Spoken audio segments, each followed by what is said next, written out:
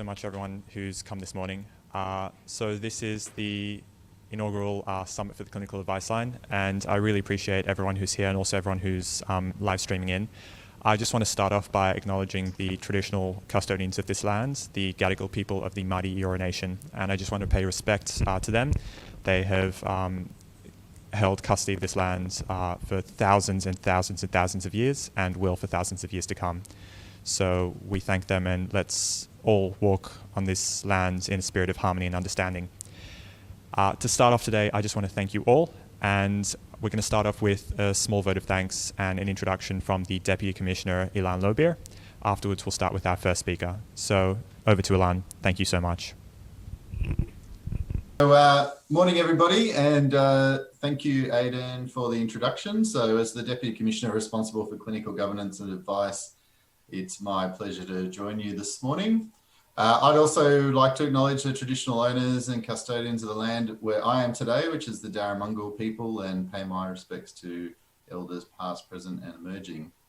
Today's a culmination of over 12 months of work to bring the concept of the clinical advice line, advice support line to life. And it's something special and different for us. And while we've been using telephone support for some time at events and during major incidents, this service and the structure that we're going to talk about today, with its feedback, its focus on continuous improvement, really makes it unlike anything that we've done before and unlike other services in Australia. So when we set out with our strategy 2 years ago to engage, enable and reimagine event health services, it's this sort of initiative that we had in mind when we were starting to rethink how we support our members and ultimately improve the quality of care that we offer to our patients. So on behalf of the CEO and the board, I'd like to welcome our guest speakers and facilitators, Dr. Tristan Casey, Dr. Francis Mayau, Dr. Natalie May and Mr. Phil Ebbs for contributing to help St John Ambulance in this project. And I also wanted to welcome all the members watching at home and in person. I'm sorry I can't see you all from where I am here. Some of you will know Aidan, who has been leading this initiative. For those who don't know Aidan, he was initially a cadet with St John and rejoined the clinical team in the last 12 months to progress a number of projects. He's a registered paramedic, researcher, medical student, and I will leave you in his capable hands for the rest of the day. So I wish everyone all the very best. Have a wonderful day and stay safe. Back to you in the studio. What I'll do is I'll invite Dr. Casey. Dr. Casey, Dr. Casey is a organizational psychologist and a principal advisor in health and safety culture. He has lectured around Australia and the world, and he's a research fellow with the very esteemed Professor Sidney Dekker, who has revolutionized safety culture. Just to give you a formal introduction to Dr. Casey, he's a lecturer at Griffith University's Safety Science Innovation Lab and a co-founder of the Culture Effect, which is a collaboration between Griffith and the Queensland Uni of Technology and provides commercial research services to the industry. He's an experienced and endorsed organizational psychologist, and he's got extensive experience in work health and safety. And he's previously worked as the principal advisor with the Safety Leadership and Culture Unit at Workplace Health and Safety Queensland. He's interested in teamwork, leadership and organizational culture, and he teaches into the graduate programs on leadership and social science at Griffith University. He recently completed his second doctorate, this time in safety leadership, and he is currently working on research around the management and safety amid COVID-19, psychological safety and safety climate. Dr. Casey, thank you so much for joining us this morning. So wonderful to be here this morning, and feeling very privileged to be able to contribute back to such a wonderful organisation as St John's Ambulance. I feel like I do get these little opportunities from time to time to give back to the community and the people that work so tirelessly to help protect and safeguard us. And it's just a really great opportunity to share some of the ideas that I guess we've been coming up with at the university here around safety and particularly just culture. So when I first met Aidan, he struck me as quite an ambitious and sort of dedicated fellow. And when he took me through the initiative that you've got, underway at the moment, I was considerably impressed by the way that he'd been able to capture a lot of the theoretical ideas that us over here in academic land often come up with, and actually translate into something that looked quite practical and very effective as well. So today, I guess the importance of this particular presentation is to lay down some foundations around what health and safety is all about, and with a particular focus on how do we actually learn and grow and benefit from, I guess, our experiences, whether they be positive or negative, in terms of maybe incidents or near misses or other learning opportunities that may come up. So we're talking about just culture today, and so without further delay, let's get into it. So I guess one of the things that we can sort of ask ourselves is a bit of a question about, well, what happens when things go wrong? And how do we ensure that that bad thing doesn't happen again? Of course, we've got a subjective element there, which is the bad thing. From every negative situation, there's always a positive growth opportunity. So that's probably the first point to make. And the second is that often we sort of jump straight to the prevention type approach. Well, how do we stop that happening again? How do we prevent that issue from reoccurring? Well, one of the options we can do if we're trying to prevent and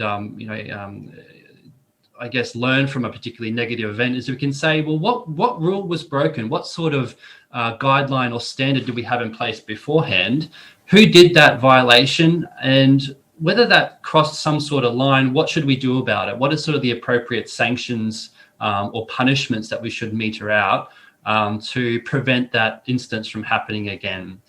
And we can ask ourselves, I guess, some follow-up questions. Well, who's actually going to draw that line between what's acceptable and unacceptable?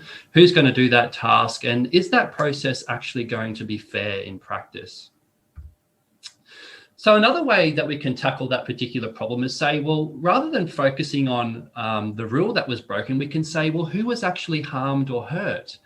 And instead of asking, well, what sort of punishment should we meter out? We can say, well, what are the needs of that hurt person? How do we actually get them back to a restorative place where they were before the incident, or even better, or transforming them beyond where they were beforehand? And so what we need to do then is start to explore, well, whose obligation is it to meet those needs rather than focusing on the punishment and the sanction? Which one do you think is the better way? I guess it's a bit of a leading question. We've got two quite diverse views, but in reality, in daily life even, we often find ourselves utilising the first method, the punishment-based punitive approach, which really does stifle learning and growth. So a little bit about me, I guess, just so you know who's talking and what my expertise and qualifications are. So I'm Tristan Casey. I'm a lecturer here at Griffith University's Safety Science Innovation Lab, working alongside the esteemed Professor Sydney Decker, who some of you may have heard of, has published a lot on this particular topic. So I'm quite fortunate to be on his team. My background is organizational psychology, and I guess I'm a little bit of a sucker for punishment. So I have two doctoral degrees, one in online survey design and another in safety culture most recently. So I guess I'm probably overqualified, for the particular role. But anyway, we like to study. So what are we covering today? We're talking about safety in its fundamental form. What are some of the more emerging ideas about safety? A little bit about rules, and then I guess a focus on, well, how do we deal with when rules are broken, which is typically a retributive or punitive approach. We'll then introduce some more contemporary or leading ideas, which talk about just culture, restoration and recovery, and then go through a brief case study example with some additional resources you can follow up afterwards if you're interested to learn a little bit more about that topic. So you probably realise that I do like to ask questions, and so I'll be peppering the presentation with those questions, but I invite you to think about this one initially. What is safety? If you could sort of think about that and ponder it for a couple of moments. I'm sure for many of you, words like prevention, reducing harm, eliminating the bad stuff as much as possible will probably come to mind, because that's our, I guess, our go-to position when it comes to safety, reducing harm or risk to as lowest levels possible, eliminating incidents, eliminating the bad stuff. And that's really been the guiding philosophy for a lot of safety management over the past 150 years. So let's unpack that and sort of discover where that mindset about safety really came from. And to do so, we have to rewind the clock a little bit to around the 1900s, 1910s, 1920s, and that sort of booming industrial revolution time period. And we find ourselves looking at the world through the eyes of Frederick Taylor, or the scientific management discipline. So what that period of time really enabled us to do is to take a lot of direct control over the way that work was done. And the way that we did that is we pre-specified rules and processes. We discovered the best way to do the task. And then we enforced compliance against that best way. Because the assumption was that, well, people can't be trusted. You know, people have to be told what to do. They have to follow the best way of doing things. And if they get out of line, bring them back into line, typically through, you know, control and supervision, and sort of, you know, really intense scrutiny. What this, I guess, period also did as well was create divisions between the people on the front line and perhaps the people managing and supervising the work. So managers plan and train, and workers just do the work, and we're sort of creating two subgroups in the organization. That was sort of the first time that really happened in sort of the industrial environment. So we can start to see, well, I can, you know, see some links here potentially with the birth of the modern safety approach. Fast forward a little bit further to maybe the 1930s and 40s, and we see this behaviorism revolution. At the time, it was quite groundbreaking, but the psychologists behind it, you know, Skinner, Pavlov, for example, talking about this idea of, you know, people basically being a black box, that they respond to stimuli and they behave in a certain way in response to those particular stimuli. When we apply these ideas to safety, and we still see this today with the behavior-based safety movement, we say, well, incidents are basically a linear cause and effect. Something happens up the chain and that propagates and filters down and predicts, you know, the incident that happens. And workers are responsible for 80, 90, 99% of incidents. It's all about people and their behavior. Again, reinforcing that mindset that maybe people are the problem, they can't be trusted. And it's all about stifling their improvisation and innovation skills. So the key, I guess, implication of behaviorism is that if we address the unsafe behavior, if we just make people safer and care more and, and not be so reckless, then we achieve safety.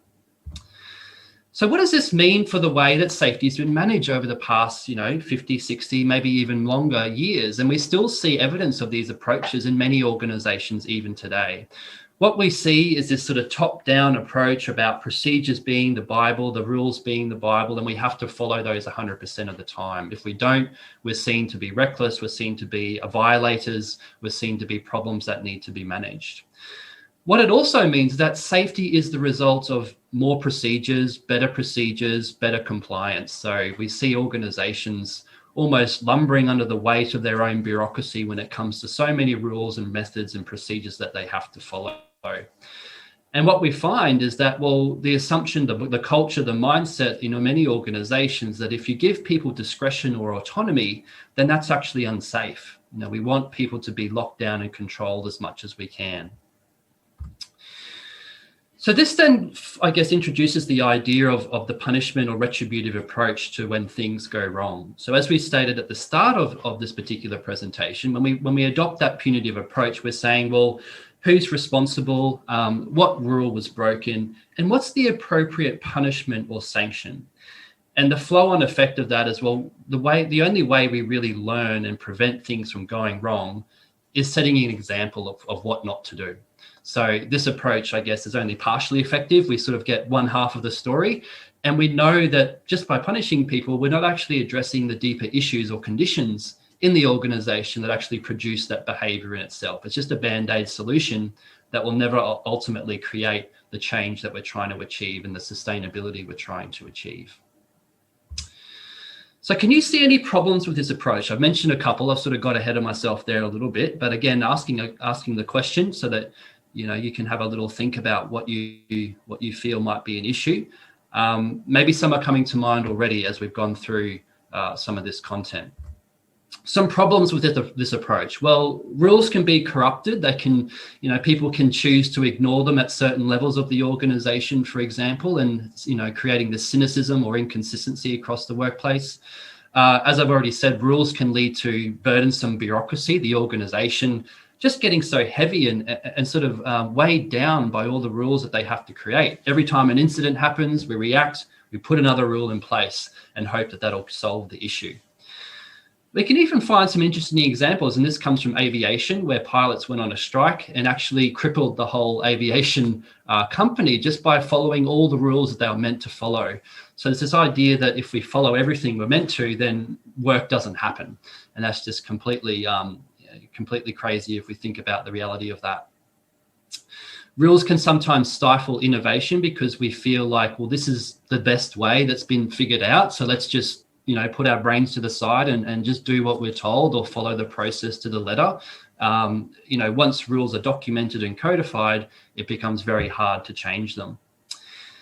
And lastly, I guess people are seen to behave a little bit like robots, that they just sort of, have an input, they process the rule, and then they follow the outcome that they're meant to be following. So it's almost, devaluing the human element in the workplace or organizational context.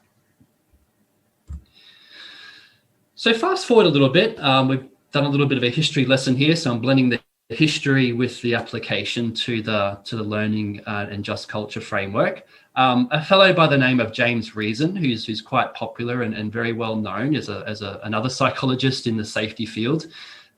James said, well, look, we can't have these such hard and fast rules when it comes to punishment when things go wrong. And what he said, well, let's introduce the idea of different types of violations or different types of rule breaking. So sometimes we can have what's called a routine violation. Well, this is just the way we do things around here. It's part of the culture. It's part of the peer pressure that we're under.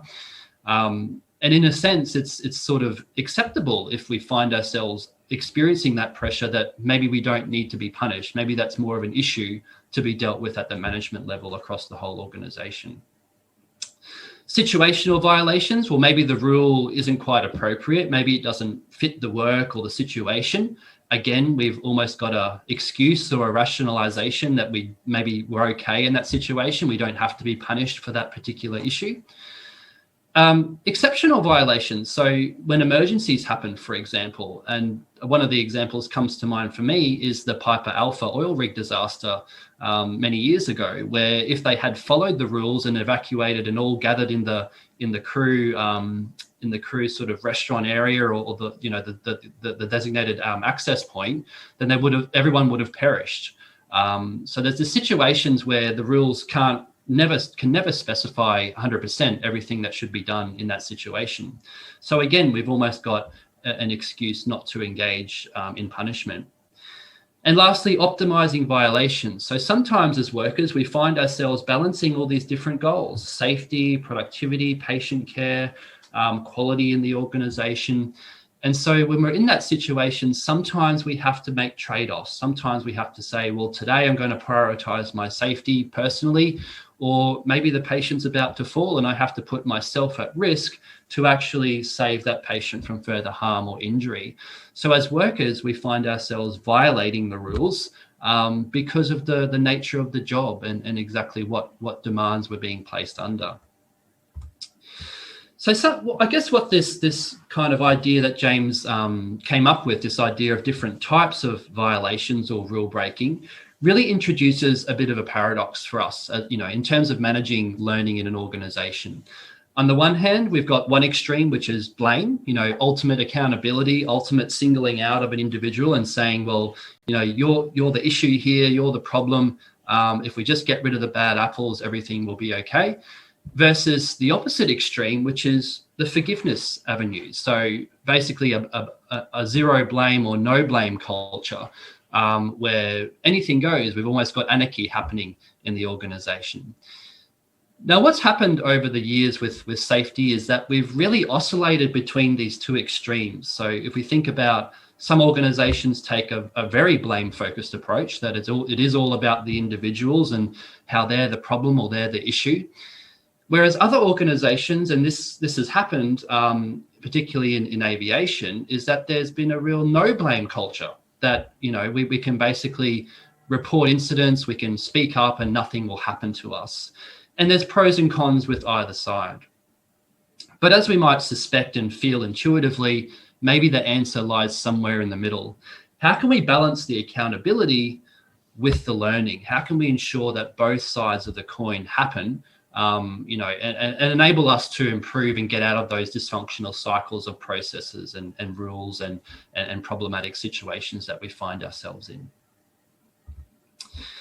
So this is what the retributive just culture looks like in practice. And this is, unfortunately, the way that many organizations have solved this paradox. So they've said, well, rather than introducing maybe a radical or transformative way of thinking, let's just take what we already know in safety, so this sort of punishment and blame approach, and create ladders or just, maturity steps in terms of, well, under some conditions, punishment's valid and accepted. Other times, maybe we need to do something differently. And then, other times we don't have to do anything at all. It's not the individual's fault. But underlying this model, there's still that assumption that there's times where people just are bad apples, they do the wrong thing, they're bad people, and they should be punished.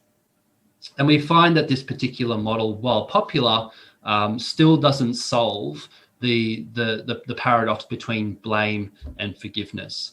My work in the mining industry, many people have come to me and said, this fellow, they've been just cultured.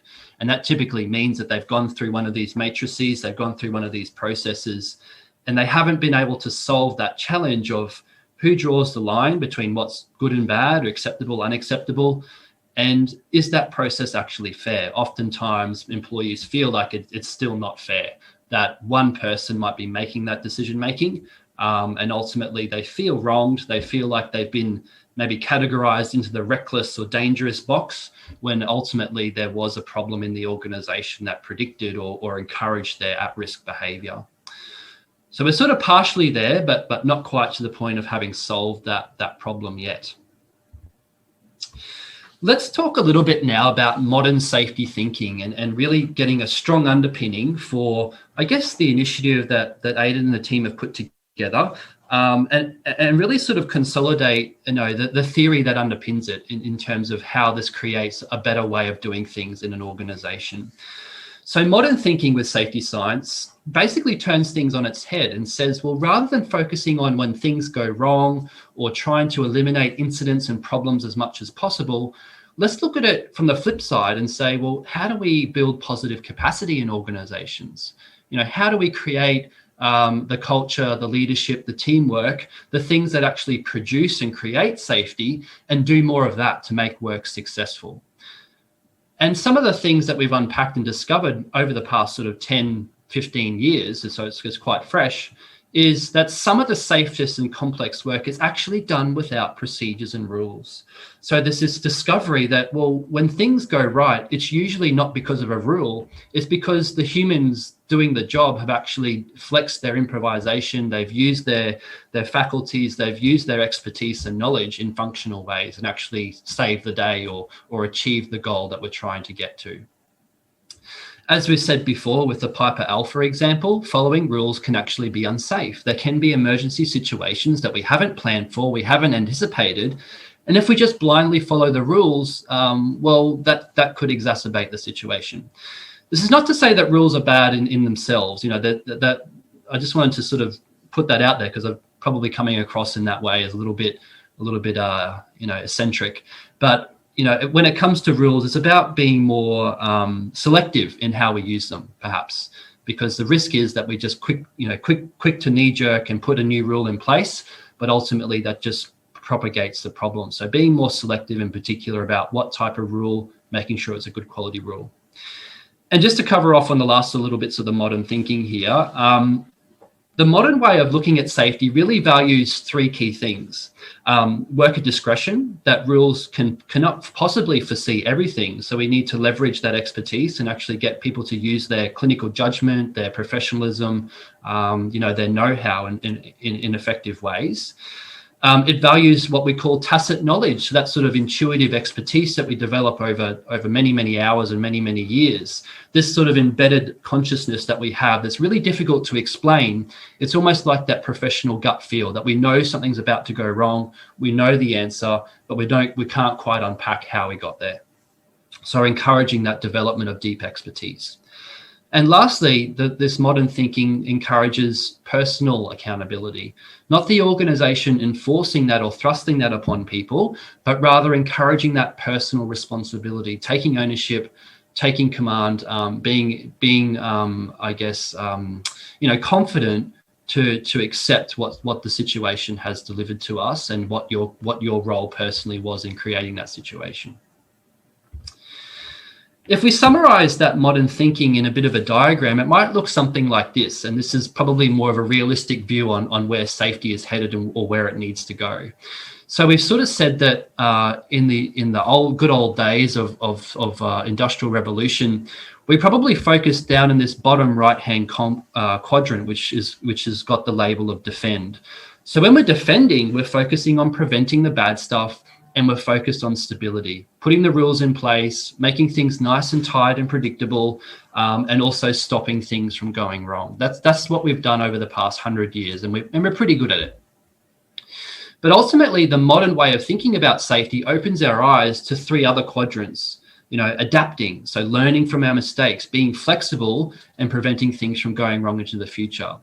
Energizing our workforce, promoting good positive outcomes, promoting successful safety, and also enabling them to be flexible and autonomous and empowered.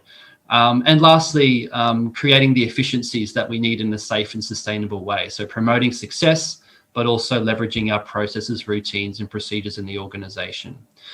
So essentially what I'm saying here is that good safety requires what we know from old, a little bit of that control and command and top-down type approach, but a lot of the new stuff we're thinking, this modern way of thinking about energizing, empowering, leveraging expertise, and enabling learning in an organization. So let's take a little bit just into the final moments of the presentation, the last 5 minutes or 10 minutes or so, and think about what next. What could be the next idea that really revolutionizes this idea of learning and safety and sort of growth in organizations. And so we flip the coin from a retributive punishment-based approach to what we call a restorative approach. And when we come from a restorative perspective, we say, well, who or what has been hurt? So we're not focused on the rule, we're focused on the people, the person that's experiencing the harm. We ask, what are their needs in terms of, well, how do we repair the damage? How do we get them back to full capacity or as best capacity as we can? And lastly, whose obligation is it to meet their needs? So who in the organization can actually help repair that damage? How can they create or recreate the conditions that bring things back to where they were? So rather than setting an example, the restorative approach creates learning and prevention by understanding why it made sense for people to do what they did. So the only way we can get to that answer is to have a restorative, kind of trustful, psychologically safe culture where it's okay to make mistakes, but we still, take responsibility and repair and restore the organization as best we can. So what does this look like practically? Well, what it means is that we do things. So rather than metering out the punishments, firing people, losing all that great learning and expertise that we've gathered, we rather invite the person to share their story, to tell us, what happened, help us get inside your mind and understand why that made sense at that time. And so we eliminate the punishment, we eliminate the threat that overhangs people, enable them to feel safe to say how things really were, and hence the organization benefits so much more from that conversation. Just a little concept here to flag with you as well. I won't go into it too much, but when we talk about restorative justice or restorative safety, we introduce the idea of what we call first and second victims. Now, often in the retributive approach, we focus a little bit on the first victim, the person that maybe was injured or sort of part of the issue. If in a patient safety context, that could be the patient who received the wrong medication. We're very concerned with their welfare and for good reason. But what can happen is that we actually create second victims. So the practitioners, the people at the front line that might have been involved in that incident, we create a situation where they feel persecuted. They feel like they've, really, they experience harm themselves. They feel like I'm a bad practitioner. I haven't led up to the expectations of my organization. I've really let everyone down. And in an extreme example, we've actually seen cases of medical professionals suiciding as a result of incidents that they may have been involved in. So it's a terrible situation. It's something that we must do better at, and prevent these second victims from feeling that intense pain that they do when things go wrong. So by recognizing that second victims can happen, we actually transform our whole approach to mistakes and problems and incidents in organizations. By acknowledging the fact that we will have second victims, we actually offer them support to learn, to grow, to cope with their mistake and benefit from that over the long term. So what we can do practically is we can offer that support to the second victim, of course, prioritizing the harm for the first victim, but also making sure that we're supporting our second victims as well. Helping them to learn, helping them to process the emotions and the despair or the embarrassment that they may be feeling, and help get them to a place where they feel okay to share their story and learn from it.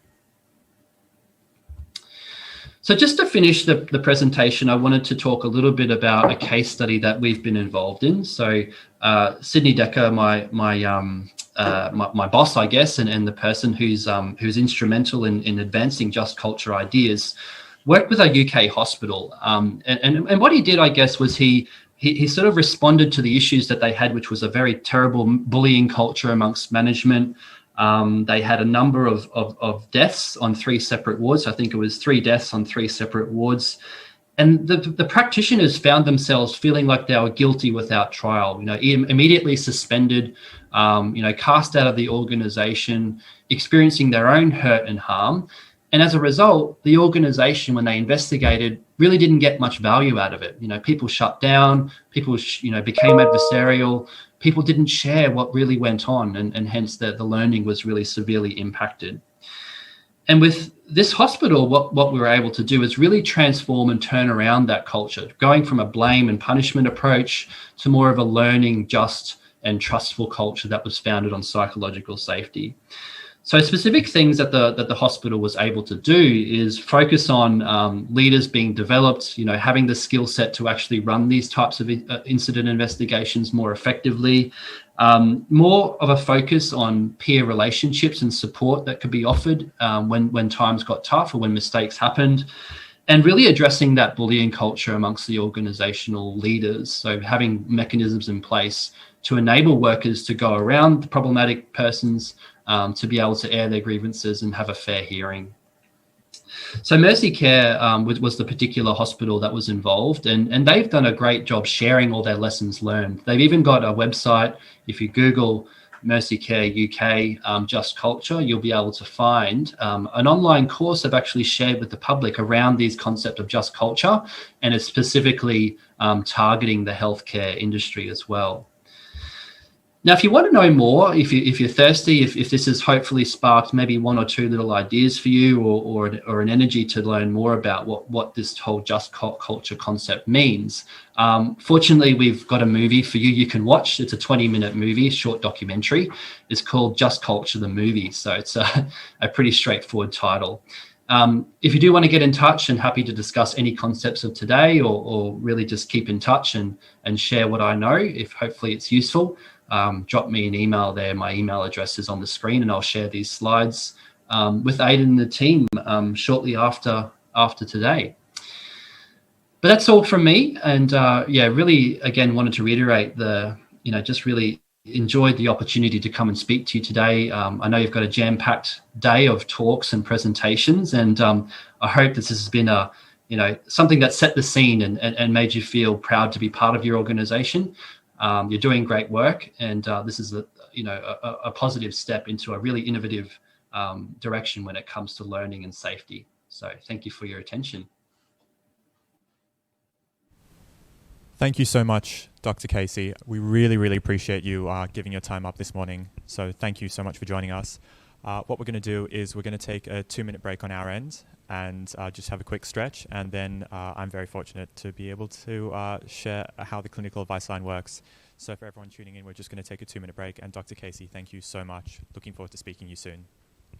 Thanks. So I get to quickly go into how the clinical advice line works. So to start off with, why the clinical advice line? And the reason we realized that there was a need for a clinical advice line is because in our organization, we have a wonderful dynamic where we have the majority of people who are excellent at saving lives. So if someone has a cardiac arrest, all our members are really good at CPR. If someone has an anaphylactic attack, all our members are excellent at putting an EpiPen into their leg and saving their life. If someone's got severe asthma, they're really good at treating that. And if someone needs something minor like Band-Aids, or they need a graze or a cut cleaned up, we're also very good at doing that. But there's a small area in the middle where there's a bunch of patients who aren't obviously having a life-threatening illness, but who have an underlying hidden pathology or a hidden illness that actually is quite severe. And it's that kind of orangey yellow zone where the expertise of healthcare professionals comes into play, and where you do need a professional background in order to really dig into what's going on with that patient and see if you can help them and see what's going on and detect hidden red flags and hidden pathology. And so there's that one element of the variety of patients we see where having a healthcare professional involved in that patient's care is likely to improve their care. The issue is that we don't have that many healthcare professionals, and even though we do have quite a few healthcare professionals, they're mostly metropolitan oriented and metropolitan based. And so there's a discrepancy between where patients are and where we're able to provide access to healthcare. And there's also a discrepancy between what we're training for, what we're doing, and what we're able to train for. Because at the end of the day, we're able to save lives in the community with the majority of our organization doing incredible work. And we're also able to take care of people in the community with the majority of our organization doing incredible work. But again, there's that small area where patients aren't actively dying, but it's very confusing what's going on. An elderly patient who's feeling dizzy and unwell, and their blood pressure's on the cusp of normal/low. What do you do? And that's traditionally where healthcare professionals' advice has come into play to help empower the first responders on the ground to enable better care. But we have a problem in that we don't have enough healthcare professionals where we need them. So we think, okay, maybe a clinical advice line or a clinical consultation line could help. So we did a survey, and we had a look at the organization. What we found was that in terms of who has access to healthcare professionals, 63% of our members in metropolitan areas had access to a healthcare professional some of the time, as opposed to only 37% of our members in regional and rural areas. And even then, those who did have access to a healthcare professional some of the time, only 31% said it was often, and the majority said it was not often. So we're going, all right, we need to improve access to the next level of care. How do we do that? Would a clinical advice line perhaps help this issue? Not solve it, but go a long way to helping it. Would you use a clinical advice line? The majority of the organization said yes, which is a nice result. Quite a few people said that they were unsure, and a small percentage said no. And so if we dig down into who said no, the people who said no were either healthcare professionals or always had a healthcare professional with them on duty. And they were all metropolitan based. The people who said that they weren't sure had concerns, and legitimate concerns. Would my call be rapidly answered? Would I be kept in a waiting queue with a irritating, really irritating music dial going on? God, I hate those things.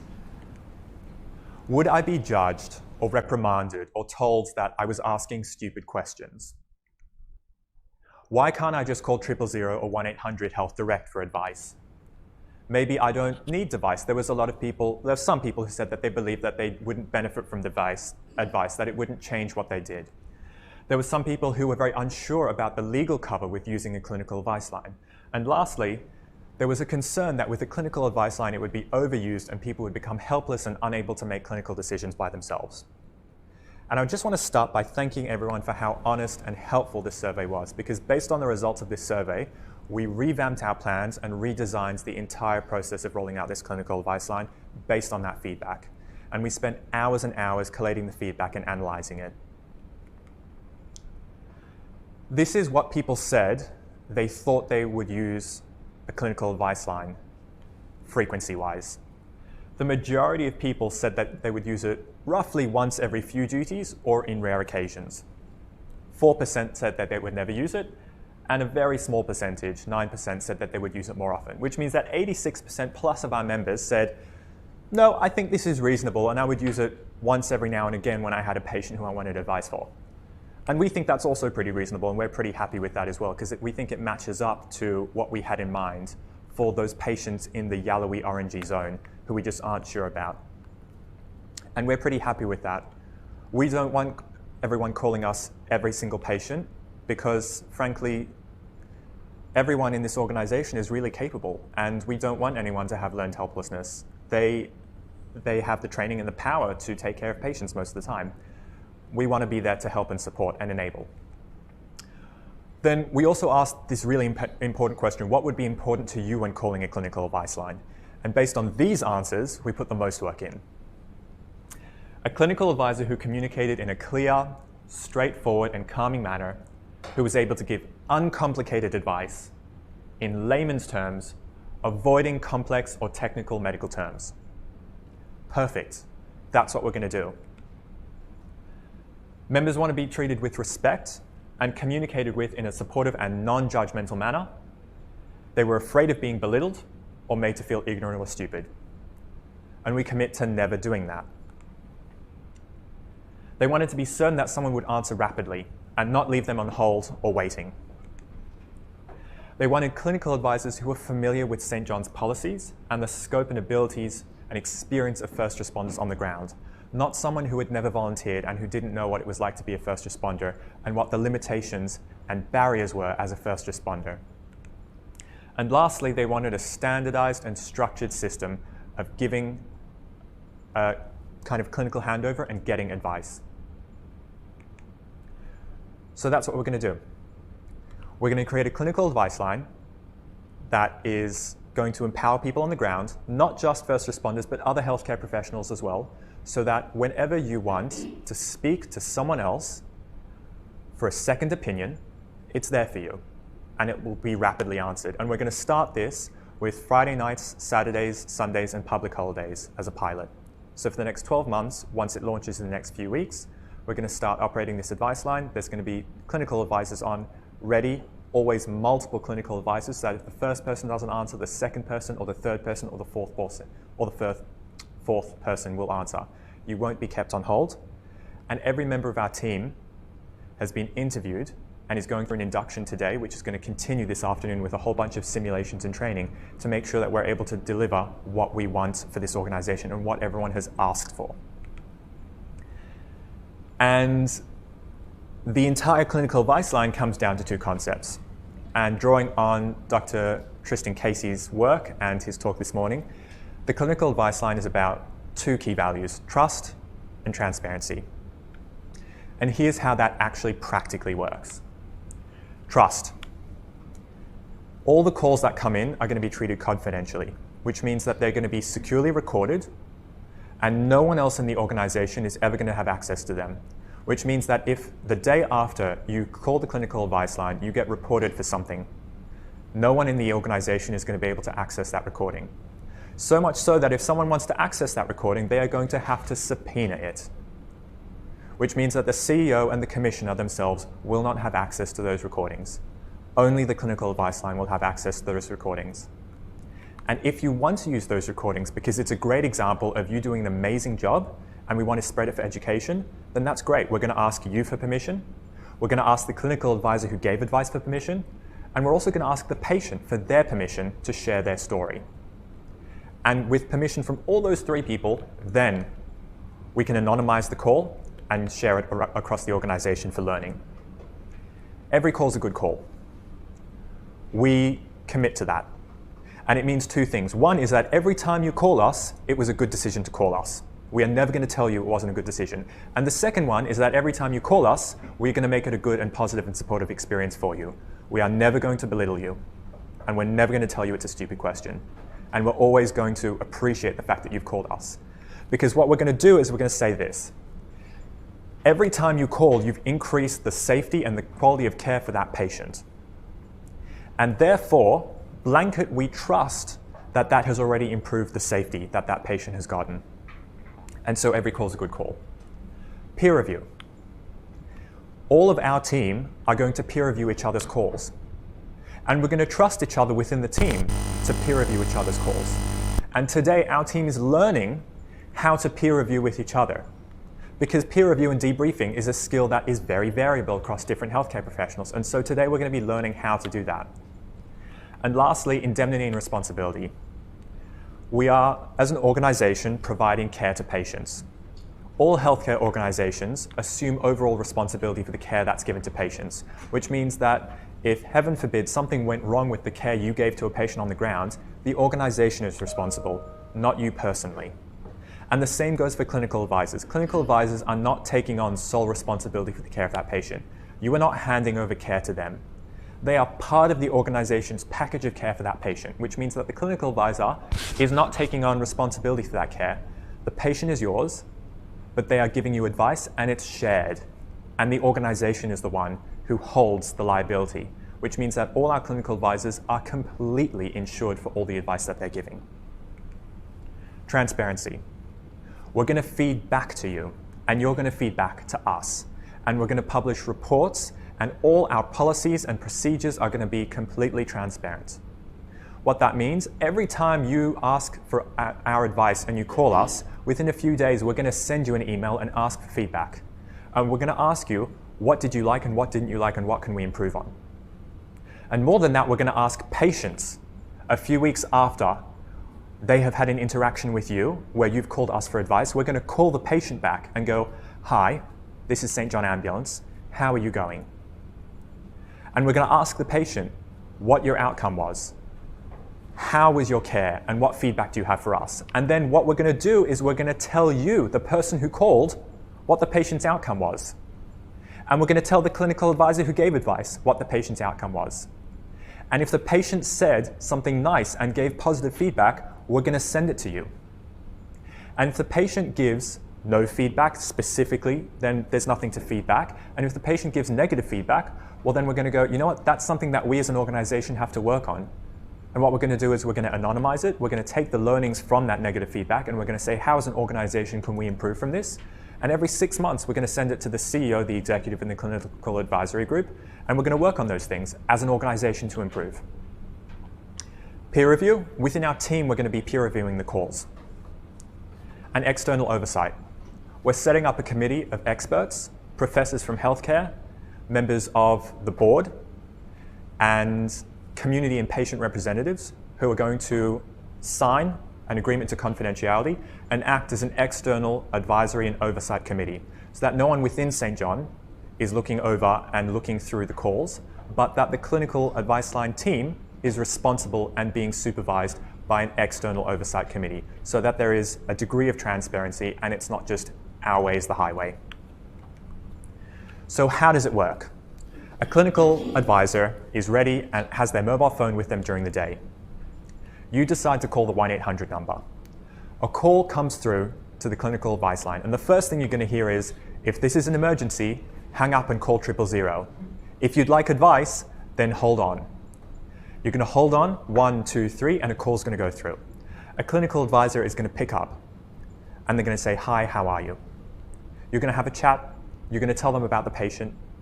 You're going to tell them what you're calling for and what you'd like help with, and they're going to give you help with that. They're going to give you some recommendations, and they're going to support you with the care of that patient.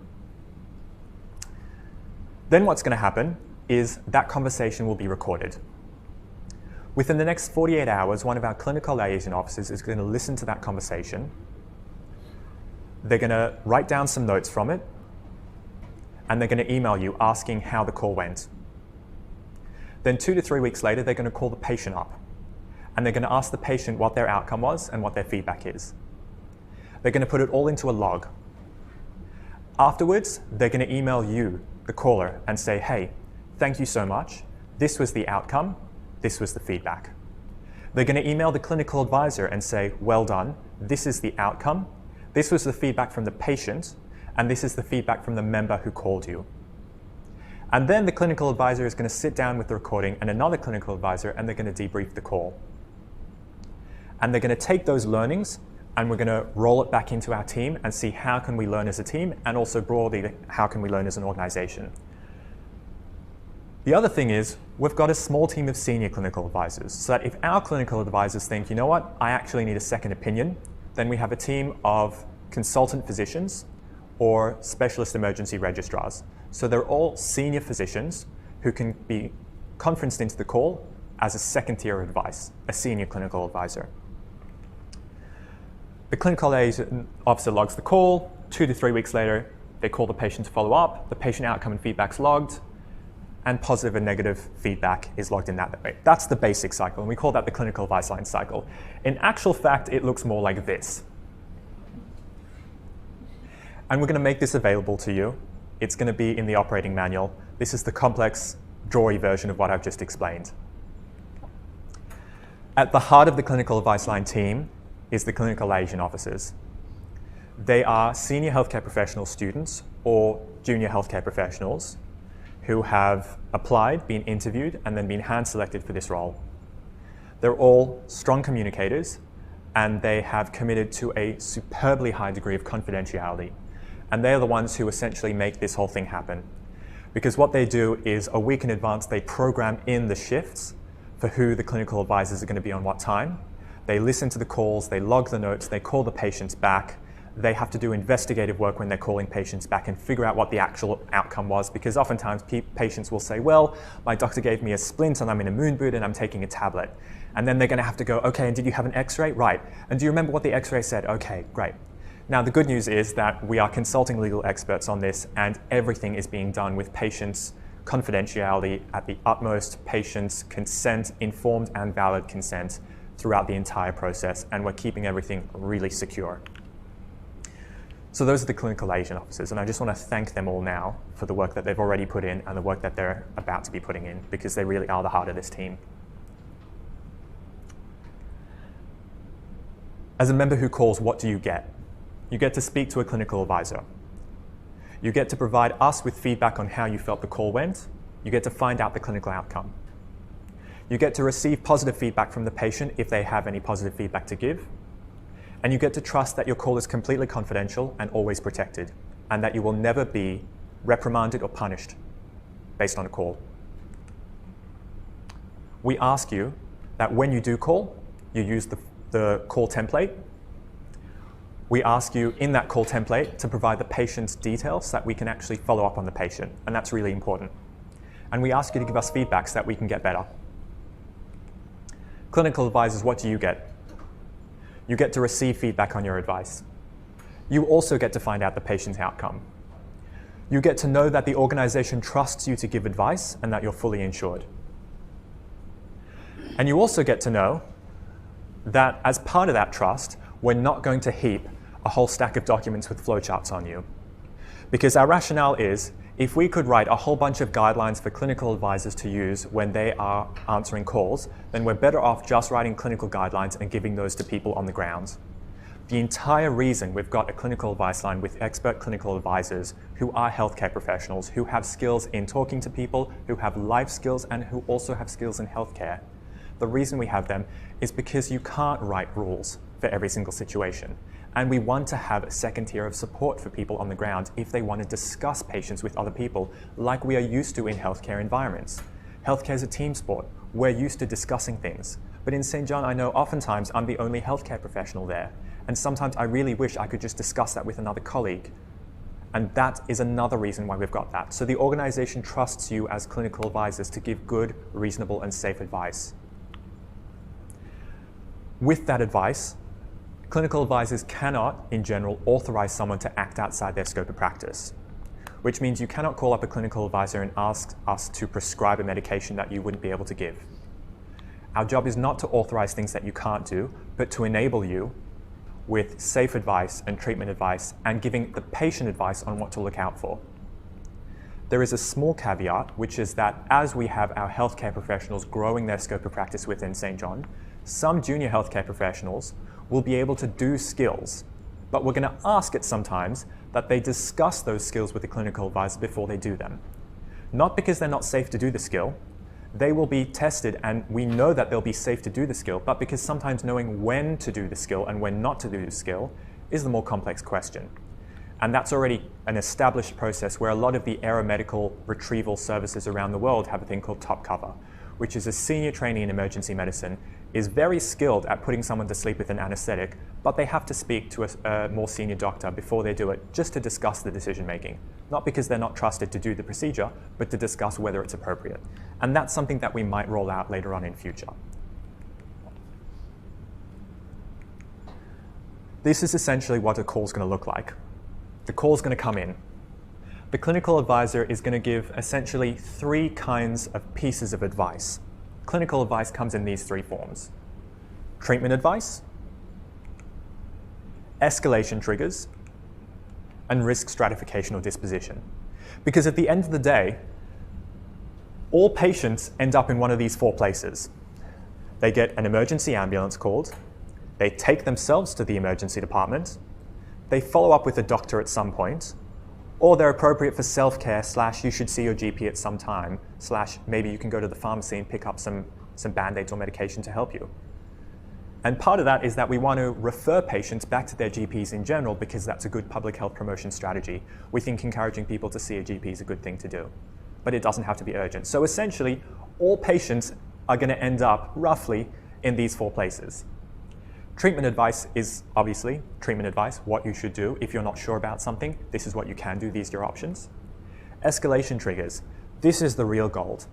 It's being able to give support to the member on the ground when they've asked for an HCP consult and saying, hey, if the blood pressure does this, that's an emergency. If the heart rate does this, that's bad. If this happens, that's good, they're good to go. If this happens, that's bad, you should escalate and call an ambulance. Those are those escalation triggers, but also to the patient, so that we can give them very specific advice. Let's say the patient has a little head knock. We have a chat with you, we have a chat with them, and we go, this patient doesn't need to go to hospital, but these are the things we want to tell you to tell the patient to be really specifically looking out for the next 4 hours.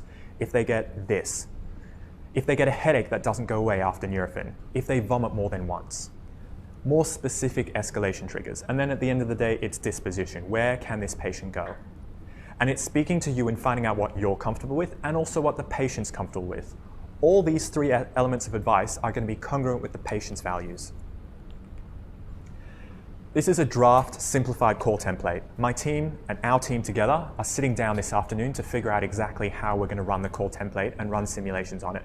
But essentially it's going to be, who are you, your name and your clinical level, who's the patient, their age and their gender, what would you like advice about, a bit of an I missed AMBO summary. What's happened? What are their vital signs? What are the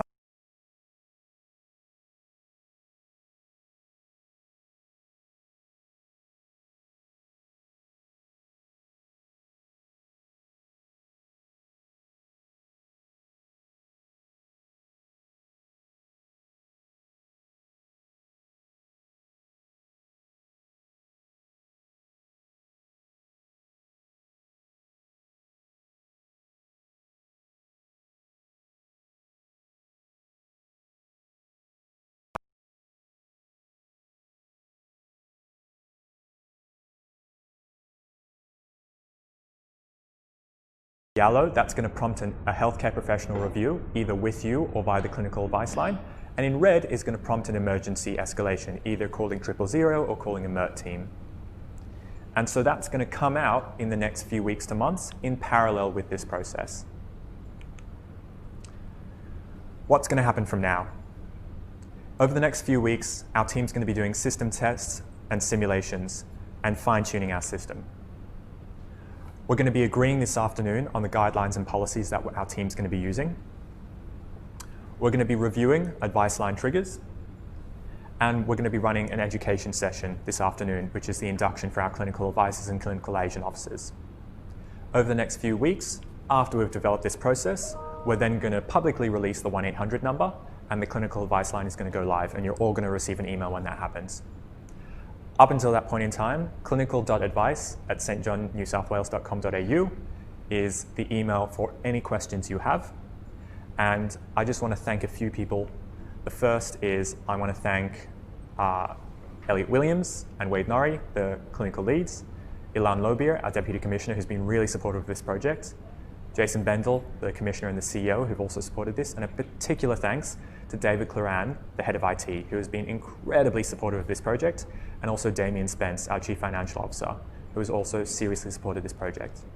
Lastly, I really want to thank all the clinical advisors and clinical liaison officers who've made a huge effort to be here, either in person or on the live stream today, and all of you for watching. So thank you so much, and more advice from us will be coming out shortly. Hope you have a great day. Thanks, everyone. Hope you had a nice morning. And we're back. So I now have the pleasure of introducing a wonderful colleague and friend, Dr. Natalie May. And you're looking at the Facebook version of the schedule. We've just swapped around two of our speakers, so please bear with us. Dr. Natalie May is an internationally recognized speaker. She is a staff specialist in emergency medicine with subspecialty in pediatric emergency medicine, and she's practiced both in the United Kingdom and here in Australia. She's a staff specialist in EM at St George's Hospital and also a consultant in aeromedical and retrieval medicine for Sydney HEMS. Dr. May is well recognized for her work in medical education, debriefing, and as the pediatric lead of St. Emlyn's podcast and blog. Dr. May, thank you so much for speaking to us, and everyone, please enjoy. Thank you. So we're going to kick off with a little video that you don't need to do anything about, just watch and enjoy, and this is some clinical advice being given on the clinical advice line. Hi, you've called the clinical advice line. This is Aidan speaking. Hey Tim, how are you? Yeah? Okay, wonderful. From Melbourne Division, great. And you've got a 42-year-old male with chest pain. Okay, right. So Tim, can you just give me the vital signs? Yeah, we'll come back to that first. I just want to get a sense of how sick this guy is. So the heart rate's 98. Okay, and the blood pressure? 140 on 80. Okay, good. And how about his breathing? You haven't done it yet. Yeah, no, mate, that's okay. And how about his SATs? You haven't thought to put them. Yeah, mate, that's okay. You're just a first responder. That's all right. Why don't you pop on the SATs for me and let me know? Yeah, great. Awesome. Okay. So now you said chest pain. Is that radiating anywhere? Yeah, okay. And how bad's that chest pain? Okay, it's about an 8 out of 10. Wow, all right. Okay, so have you called an ambulance? Yeah, they're on their way? Okay, excellent. Good. Where's the patient at the moment? You've got him sitting down on a chair. Okay, excellent. Right, now with this pain, what have you done for it so far? You're not sure that's why you called me? Yeah, awesome. Well, I'm really glad you called me, mate. That's great. I'll help you out. So let's just go kind of head to toe. Looking at the patient's face, does he look pale? Oh, he looks flushed and red. Okay, right. And okay, you've taken the shirt off because of the chest pain. Yeah, no, sure, that's good. And it's really hurting on the one side. Okay, which side's that? On the left side. Yeah, right. Okay. Right, sorry, especially where the bruising. Sorry, mate, just rewind for a second. Bruising? Yeah. Horse. Right, okay, sorry, Tim, can you just start from the beginning there? So what's happened today? Right, okay, so this gentleman has been, right, so he's pushed between the horse and the barricade, okay, right. And he felt a crunching in one of his ribs, okay. Alrighty, okay, right, gotcha. Okay, so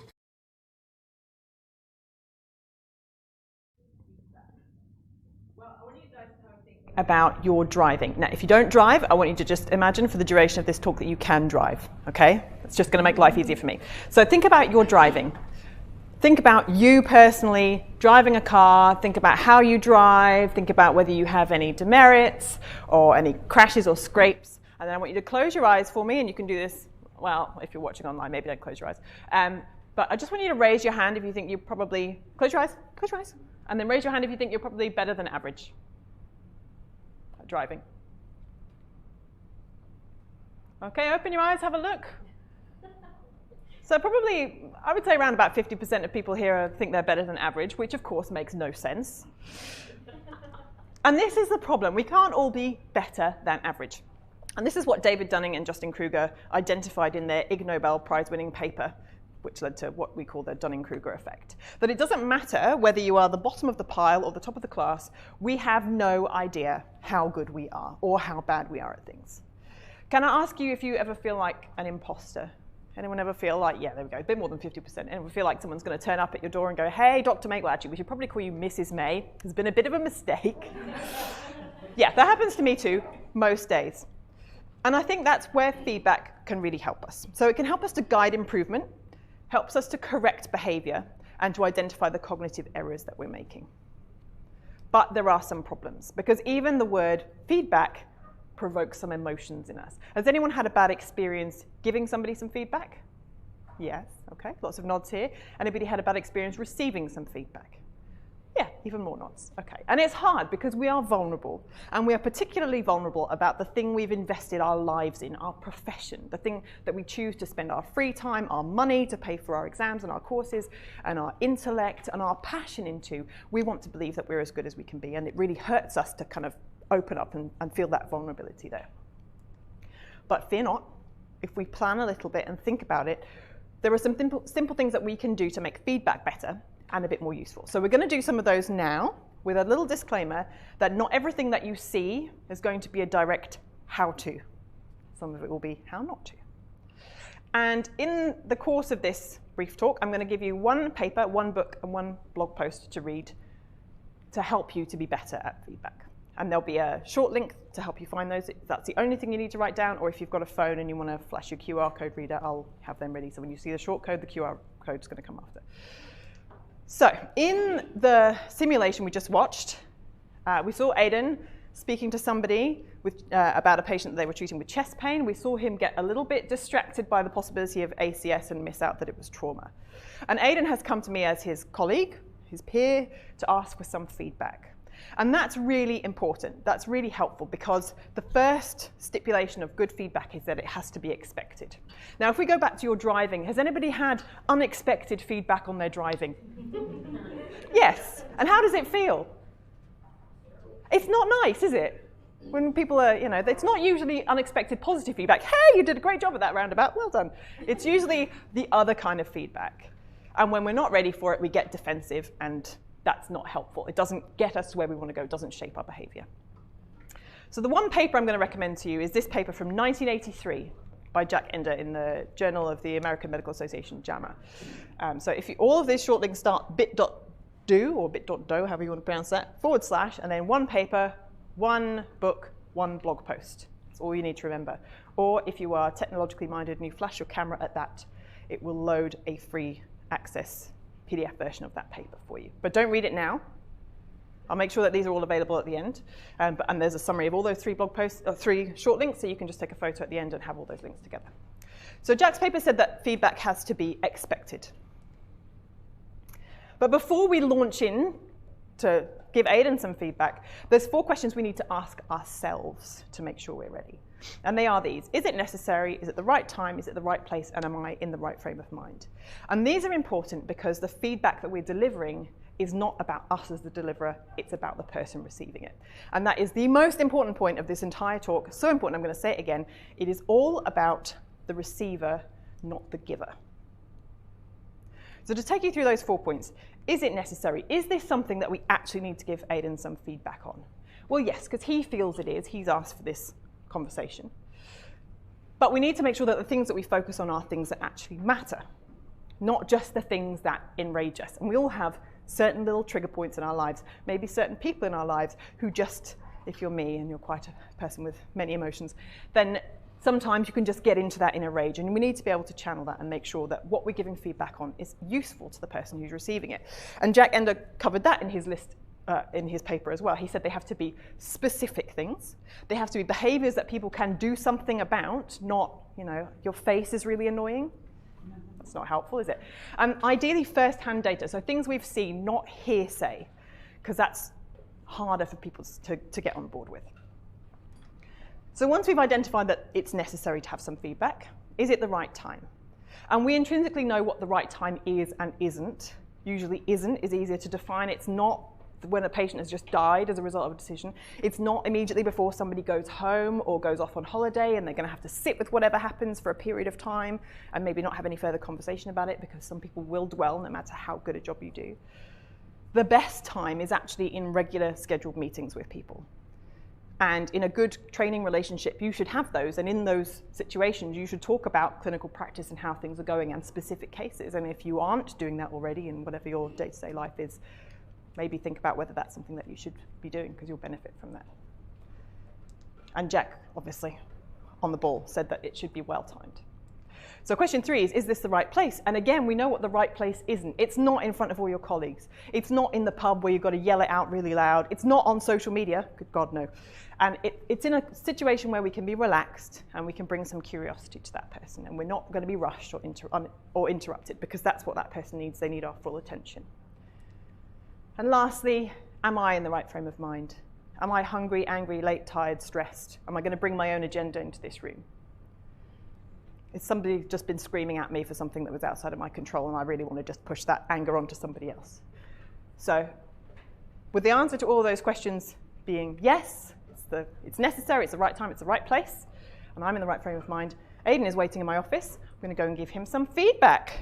So Aidan, hi, thanks for coming to talk about that call that you took as a clinical advisor. How are you feeling? Yeah, no, thanks. Yeah, okay. I'm not sure.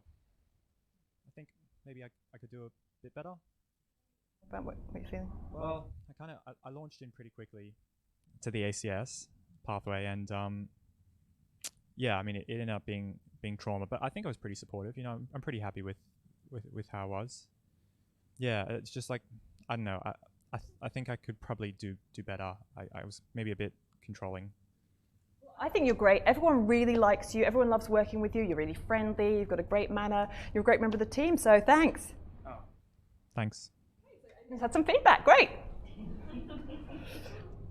He didn't look that happy. So let's see. Aidan, how are you feeling now in your mind? I'm a bit frustrated, actually. I was hoping for some guidance on how to improve, but I didn't really get that. Don't get me wrong, Nat said some really nice things, but I just don't feel like I've got any idea how I can get better at being a clinical advisor. And if you're going to read one book, I'd recommend this by Douglas Stone and Sheila Heen. It's called Thanks for the Feedback, The Art and Science of Receiving Feedback Well. And this has there's a QR code as well, if you want that.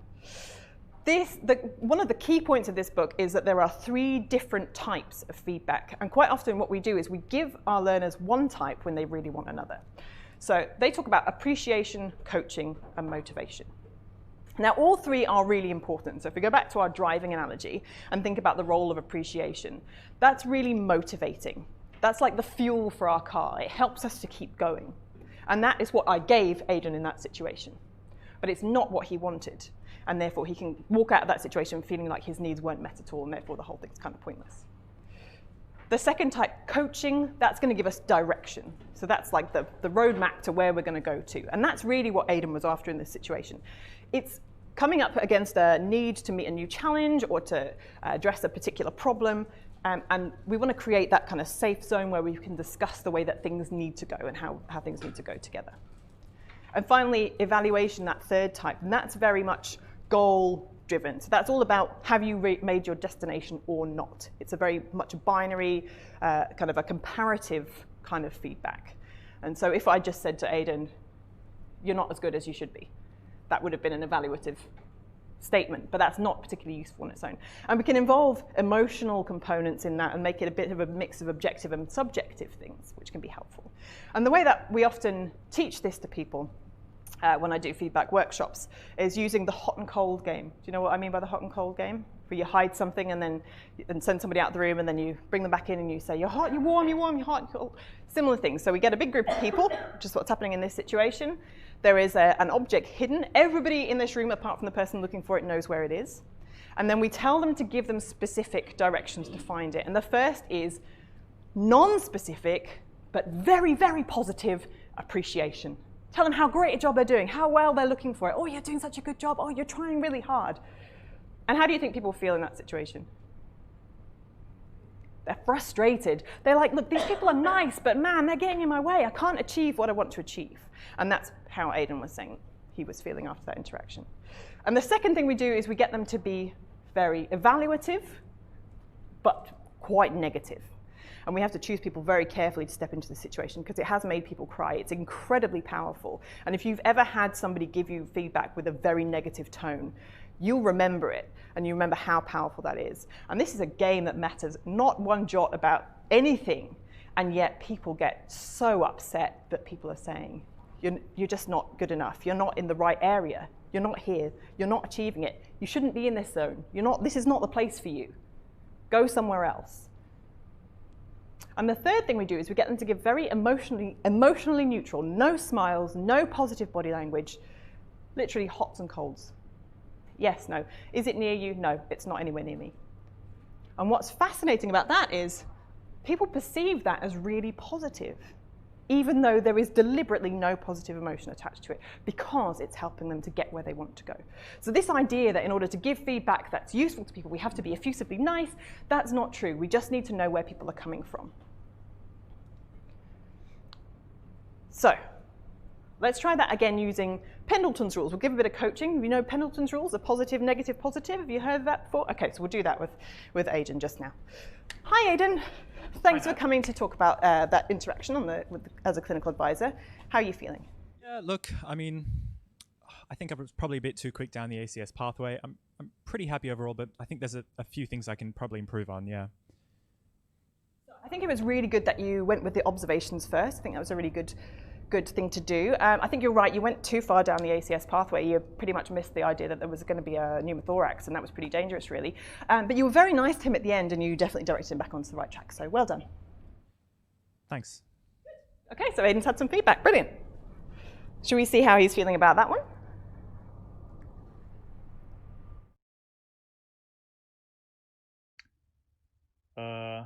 I think she said.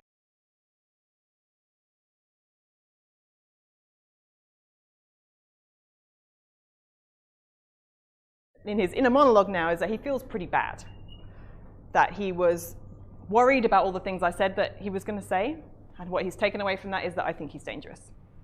And if I say to him now, Aidan, what was the positive things I said to you? He will say, I feel pretty awful.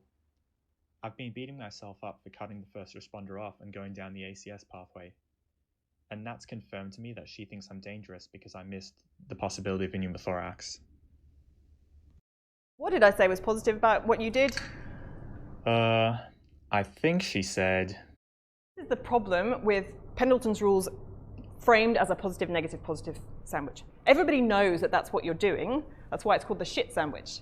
Because they ignore the bread and they just take the shit from the middle. And people don't hear the positivity because we're so attuned to look for criticism about ourselves. But actually, that's not what Pendleton said anyway. It's a complete twisting of Pendleton's advice about structure. And actually, what we should be doing is a learning conversation. So a learning conversation is about conversational theory. It's about increased awareness and using advocacy with inquiry, open-ended questions to explore what happened and to really be led by the learner about the things that they want to talk about. We know already, because we've listened to Aidan's inner monologue, that he knows where the sticking points were. So we don't need to smack him over the head with it. What we need to do is facilitate him to explore that and to problem solve for himself. And again, Jack Ender, who's a genius, said all those things. He said we should use subjective data labeled as such. I saw this and I wondered what you were thinking about. I thought it looked as though these are the things that I saw. And then to focus on decisions and actions. I'm really interested in why you decided to go down that route. What was it that you were thinking about? What were you going to do? What were your plan from there? How could you have done that differently? So let's have a go at a learning conversation with Aidan. Hi, Aidan. Hi, Nat. Thanks for coming in to talk about your experience as a clinical advisor. How are you feeling? Yeah, no, thanks. Good. I feel like I can improve. I think I went down the ACS pathway a bit too quickly, maybe. Yeah, I just feel like I can improve. It looked to me as though you thought that Tim was a little bit out of his depth. Is that fair? Yeah, no, he sounded a bit panicked on the phone, and I guess I just wanted to kind of calm him and reassure him, but I just didn't feel like he was getting anywhere, so I kind of wanted to take control and take him down. And I heard chest pain, and I thought, all right, well, we need to start. I need information from you, so I kind of tried to take control and grab the information from him. But yeah, I guess it didn't really work out as well as I wanted. I think that's a real challenge for somebody in your position, taking these kind of phone calls. How do you balance that need to shape somebody's actions and get the information you want with letting them tell the story that you want? Have you had any thoughts about how you might approach that differently? Yeah, I think I probably could have just given him a bit more time in the beginning to let him get his story out, and then maybe use something like I missed and kind of said, can you give it to me in an I missed Amber way? And then just stopped and let him talk a bit. And that way I would have actually saved time, and he could have just gone through what he had to get out. And then I'd be able to kind of understand where he's coming from and help him out. I don't think it was wrong at all to get those OBS and get that oversight about knowing that the patient was stable in the first place. But I think you're right, using that structure then to kind of sit back a little bit, take a pause point, and then get that full sum of the situation would have been really helpful. I'm really interested to know how that turns out for you. Thank you so much. Okay. Now we can make feedback. So let's see how he feels about that particular. That was really useful. I've been beating myself up for cutting the first responder off and going down the ACS pathway, and worrying that everyone thinks I'm useless. But Nat helped me see that it's a communication skill that I can develop. I've got some useful ways of doing things differently next time too. Does that make sense? Does it seem like a more sensible way to approach the situation to help them solve their problems? Awesome. Okay, so the summary of that is that there are 3 different types of feedback that we need to align what our learner or the person we're giving feedback to is looking for, and to approach them there. And maybe we want to give them some of the other 2 as well, but we need to focus really on the area that they want. But what about when there's something else, something that needs to change that we don't necessarily want to have a conversation about? And it's usually a behavioral thing or a personal thing. I don't know if anybody else noticed this part of Aidan's consultation. So the heart rate's 98. Okay, blood pressure 140 on 80. Okay, good. And how about his breathing? You haven't done it yet. Yeah, no, mate, that's okay. And how about his SATs? You haven't thought to put them. Yeah, mate, that's okay. You're just a first responder. That's all right. Why don't you pop on the SATs for me and let me know? Let's pick up on that line. Yeah, so Tim has contacted me independently to say he's actually a little bit upset about that line. He felt that was a bit dismissive and a bit disrespectful, and he doesn't really know how to approach Aidan himself. He doesn't want to get him in trouble, but he's not particularly wanting to interact with Aidan again. So now it's my job to walk in and fix that situation. And how do we do that? So the way that I approach these kind of situations is using something called giraffe language. And this was developed in the Center for Nonviolent Communication.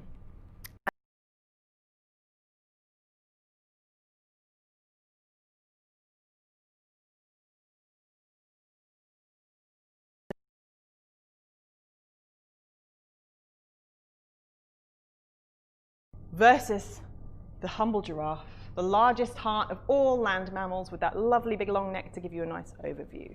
And the idea is we're going to use some language that is centered in the learner, that starts with, the snake is all you do this, and this is all about I am feeling this, I'm seeing this. So this is how the giraffe language works. First off, we need to agree the facts. Now in that situation, it might be that we can get Aidan to agree that "you're just a first responder" was something that he actually said. He may not remember it because it may have been self-conscious. Now, I don't want to be dragging up recordings and going, well, let me look, okay, this is exactly what you said. What we can get him to agree to, if we can't get him to agree to that, is that Tim is upset. So as long as we can form some sort of agreement about the facts, and sometimes in these really difficult situations, it has to be, look, it doesn't matter to me what was said. The end result is that this relationship between you is broken, and we need to do something about it. So we agree the facts between us. The next step is to verbalize the emotions, not express the emotions that are attached to it, because expressing emotions also gets people to be defensive and step back. As you'll know, if you've ever come across somebody who is expressing their emotions at you, maybe giving you some feedback about your driving. So what we want to do is we want to say, because of these facts, I feel something. I feel concerned. I feel worried. I feel a bit disappointed, if you want to be really, parenting about it. But often being concerned is the way that we go. And let me explain why.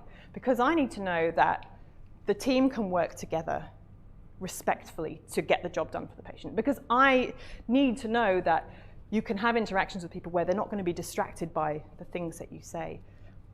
Because we know that from evidence that rudeness in teams actually impacts the whole team's performance. And if someone is perceiving you to be rude to them, whether or not you mean to, that's going to impact their performance.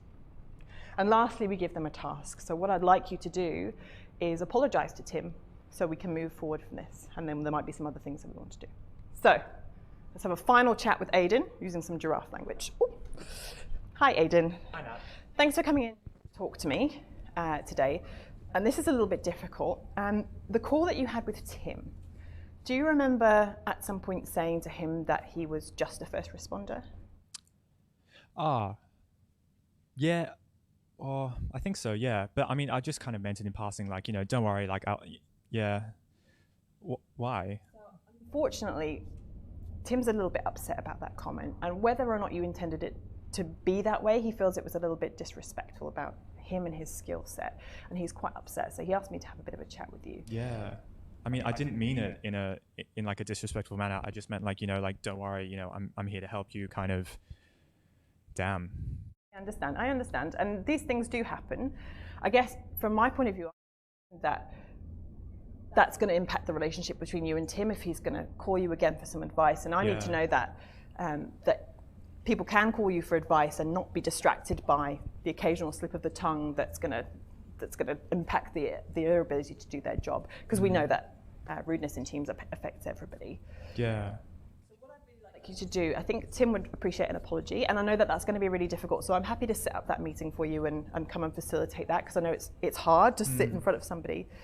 And the other thing I'd like you to do is have a little think about where that came from. I know you're saying you didn't intend it to be offensive at all, but sometimes we carry biases that we're not aware of, and I just want you to have a little think about whether there's anything underlying, and then we can meet up next week and have a coffee and a cake and a bit of a chat about that and see. Yeah. That'd actually be really good. Thank you. Thanks, Aidan. Are you happy with that? See how that structure works in terms of giving some feedback about a behavior change that you need. So let's see how Aidan feels about that.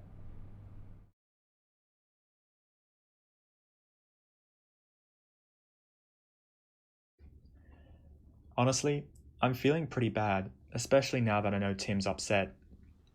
But I don't feel like I've been told off. In fact, there's actually a clear plan to put this situation right, and I'm really grateful for it. I didn't mean to upset anyone, but I also feel like Nat understands that this was just an error of judgment on my part, and she's going to help me fix it. Awesome. So there's more on the giraffe language in the one blog post and lots of other resources about feedback, which I wrote over at the St. Emlyn's blog. And again, there's a QR code for that, but all you have to do is remember bit.do, one paper, one book, one blog post. But what about for us? Thank you, Aidan. You can return to the fold. Thank you very much for your participation. What about for us as learners?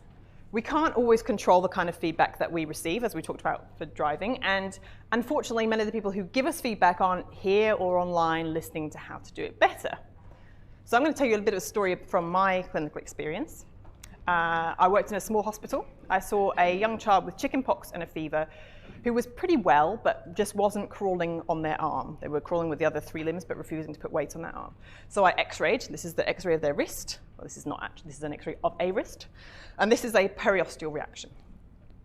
So I said, yes, fine, this child's got secondary osteomyelitis. I referred them to an inpatient team to have intravenous antibiotics. And then the next day, I'm called into the office to explain myself, because the radiologist has written a report that says this periosteal reaction is characteristic of non-accidental injury. And how do I feel? Well, I am raging. I have got my full lion on. What are you talking about, boss? You weren't there. You didn't see this child. You have no idea. You don't know what it's like to do my job. You weren't there. Why are you bringing this to me? And then imagine when I go and look at the patient's records and find out that the inpatient team has seen that report, they've called the pediatric radiologist at the specialist pediatric hospital who has said, yes, this is characteristic of osteomyelitis secondary to chickenpox, that the blood tests all show inflammatory markers, and I was right and the radiologist was wrong, so they can go and stick it. Nothing for me to learn from there. But that's not quite true, is it?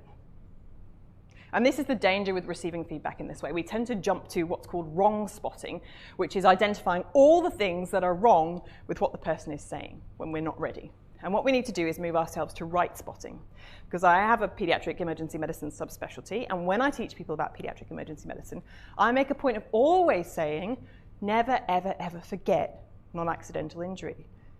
Now, the case was pretty characteristic for osteomyelitis, and I was right, but there still could have been non-accidental injury as well, and I did not even consider it for that case. So there is a learning point for me that I could have missed in my lion rage. So it's just important for us to try to take a step back when people give us unsolicited feedback. Take a little moment to let the emotions simmer and just ask ourselves, is there actually something in this that I need to learn, even though it's not delivered in a way that is nice and holistic and nice and understanding for me. And lastly, we've talked lots about correcting and changing behavior, but one thing that we can really do with lots of is positive feedback. And actually, because we remember that bad stuff and the formative stuff more readily than we remember positive, we probably need to give positive about 3 times as much as we do the formative growth development stuff. And if you want to be really meta about it, when we see other people give good quality, specific positive feedback, because it should have all the same characteristics as the other feedback, about something that has been done really well and why it was good, then we can call them out and say, hey, you've given really good positive feedback because you've been specific and you've given it well-timed and you've given them the kind of feedback that they wanted and you've told them exactly what it was that they were doing well so they can do it again. That's kind of meta, but I have this whole positive feedback project where when I see people doing it, I like to tweet it out and say, hey, that's great positive feedback because you've given them guys all these things, you've ticked all these boxes. So how can we give better feedback? Feedback's essential for us to improve, both as individuals and as teams and services. We can ask ourselves 4 questions before we launch in. Is it necessary? Is it the right time? Is it the right place? Am I in the right frame of mind? We can recognize those 3 forms of feedback. And we can align our objectives with the learner and make sure we're giving them the kind that they need. We can focus on learning conversations, not that positive, negative, positive sandwich. And when we have to give somebody some feedback about behavior change, we can use the giraffe language to get them on board to make the behavior change we need them to. When we receive feedback, whether we are expecting it or not, we can use right spotting instead of wrong spotting. And when we're positive, we should try to be positive around about 3 times as much. There are the 3 links for you, just bit.do, all of those things, and you'll pull up some resources that are free and easily to access for you. I'll stick this slide back up in a second. But one last thing, feedback is not something to be afraid of. It's something that we should be better at, and it's something that we need to be open to and embrace it with our hearts on show to the world, because that's how we become better clinicians, and it's how we deliver better care for our patients, which is what all of this is about. Thank you very much for listening. Now, I'm really, really happy to introduce Dr. Frances Mayo. Dr. Mayo is a staff specialist in emergency medicine at St. George Hospital and has been there for a significant amount of time and has accrued some exceptional expertise. And in her other role, she's also the head of clinical governance for aeromedical operations around New South Wales, where she is a senior state retrieval consultant and does a lot of coordination in the aeromedical control center. She has years of experience as both a retrieval physician and also coordinating all the retrieval assets around New South Wales, and is although she won't admit to it, an authority on the topic of giving advice, understanding people's clinical needs, and then resourcing those, and has had a large hand in shaping all of that around this entire state for quite a while now. So I'm really, really happy, fortunate, and blessed to now welcome Dr. Mayo. Thank you so much. Thank you, Aidan. I'm not sure who he's talking about. And I certainly don't admit to being senior. But look, thank you very, very much. It's an honour and privilege to be here today, to be part of what I think is a very exciting chapter going forward for the service. So thank you. So I spoke to Aidan a few weeks ago about what it is that he would like me to try and cover in this session. And he said how to give clinical advice and some of the pitfalls. So I've been thinking about that for the last few weeks, and I've realised that in fact all of us have probably given advice at various times, right? Friends on the phone, they're lamenting about their partner who's, not putting out the rubbish, or who's not, unloading the dishwasher, and you go, oh, dump him, just go get yourself a new partner. It's time to upgrade. I never liked this one anyway, right? So it's very common for us to give advice, often fairly glibly, right? But when we're giving clinical advice, we have to actually understand the situation, which means that we have to do more than just listen to the words. And I say this because the words are often just a superficial reflection of the situation at hand. So let me give you an example. If I say to you, this morning I saw a bird on my way here, most of you would probably think that I was driving in my car at a traffic light, I saw some birds on the side of the road. But if I said to you, this morning I saw a patient on my way here, you might pause and think, oh, well, she was a bit late. Maybe she stopped off at the hospital to see a patient quickly before coming. Maybe she stopped and rendered assistance on the side of the road. Why is it that by changing a single word, you have a totally different perception of the sentence that I just said? Perhaps it's your own bias. You have used the phrase, I saw a patient, to indicate a full clinical assessment, and that's how you use the phrase.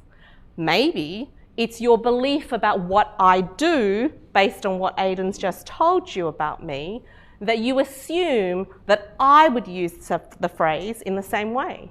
And that because I have a medical background, that when I say I saw a patient, maybe I made a clinical assessment of a person. So when we give clinical advice, that glib advice that we're used to giving in our private lives is now something that can be quite dangerous. And I think the video that you saw just before, where Nat gave that excellent example, does show that what we hear in words isn't quite the full picture. So in order for us to be able to break that down and to give good clinical advice, we really need to understand how we actually assess a patient.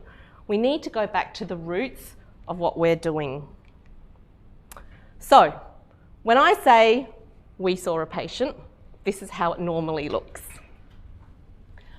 But it's actually so much more complex than that, isn't it? We start by using our senses. We look, we listen, we feel, we examine the patient. And what do we see? Often within 10 seconds we know this is a sick patient, this is a well patient. How do we know that? How do we make that decision so quickly? We're looking at their posture. We're looking at how their colour, whether they're pale, whether they're cyanosed, whether they're flushed. We're looking at whether or not they're interacting with us. We're looking at whether or not they're sweaty. We're looking at whether or not they're distressed. We listen to them. We might be listening for extra noises, stridor, wheezing. We might listen to the story that they give. Do they make sense? Are they confused? Are they disorientated? We listen to how they speak to us. Are they speaking in full paragraphs? Are they speaking in short phrases? Are they speaking in single words? Maybe they're not speaking at all. And then we get a chance to feel the patient. We examine for deformity, for heat, right, if it's tender. And we often then use our senses in a multi-modality so that we look at their face as we examine them to see how they respond. So this is actually really complex, and yet based on that, we can go, they look sick, they look well. We take that data and it goes into that little black box. And that black box is more than just our brain, it's our whole personal experience. So whether you come from a medical background, a nursing background, a paramedic background, it will affect how you interpret that data. Whether you've been doing this job for 5 hours, 5 days, 5 weeks, 5 years, 25 years, will affect how you interpret that data. If the only amputated thumb you've ever seen in your life died in front of you, then you are going to be worried about the next time you see an amputated finger.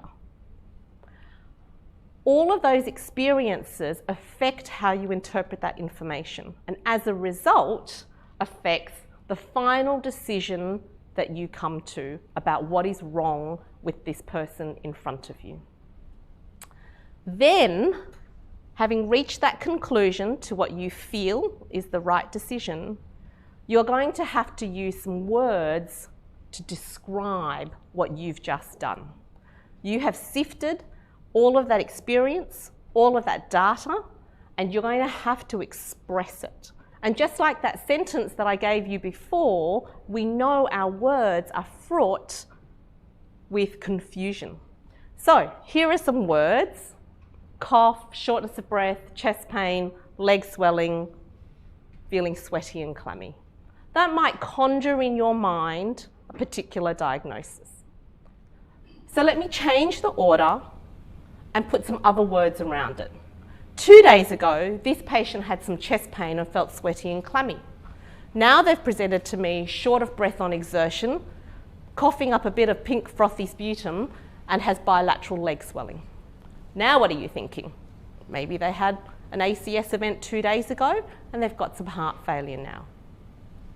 I change that order again and I say, 2 days ago, this patient had unilateral leg swelling, and now they've had sudden onset clamminess, chest pain associated with some mild shortness of breath, and they're here because they've had 2 episodes of cough with hemoptysis. Now what are you thinking? PE?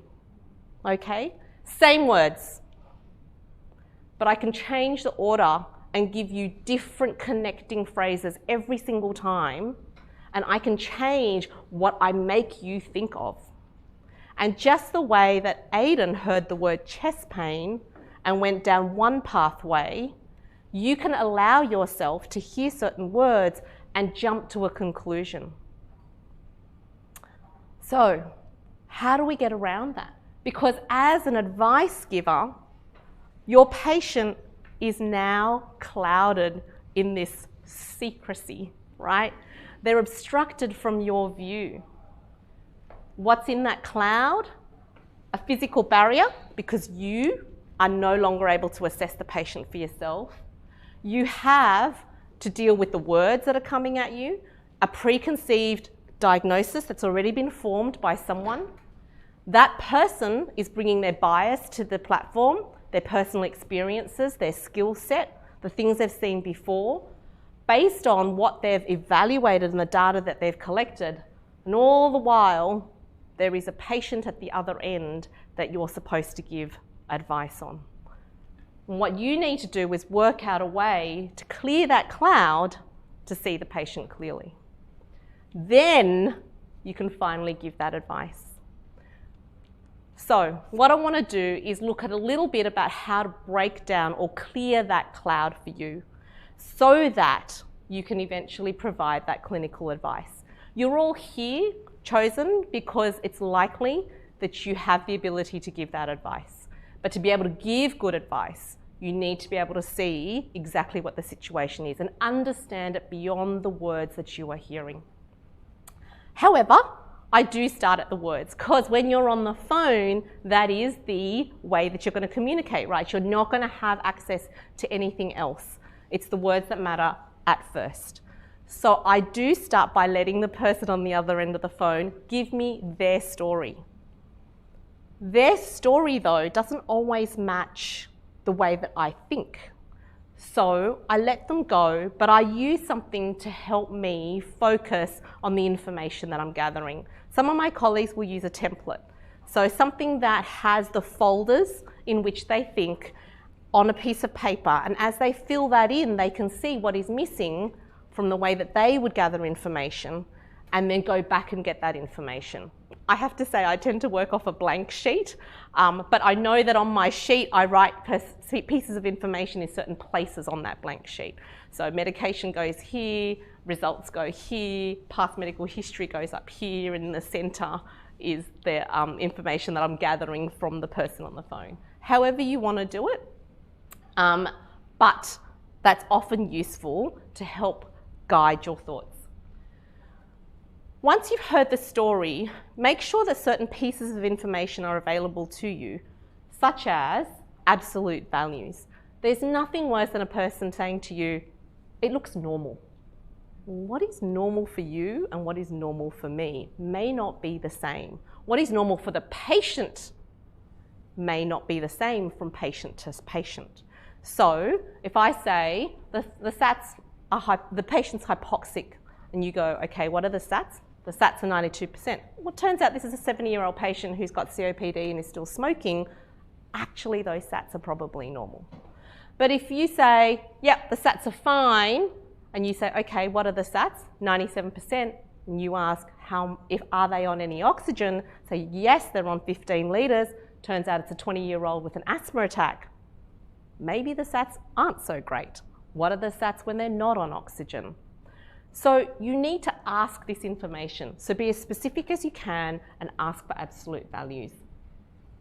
Sequence is really a useful thing. So going back to that great example, where Aidan was getting frustrated with the fact that the information that he was getting perhaps was not making sense to him, ground the person in sequence. So can you just start at the beginning?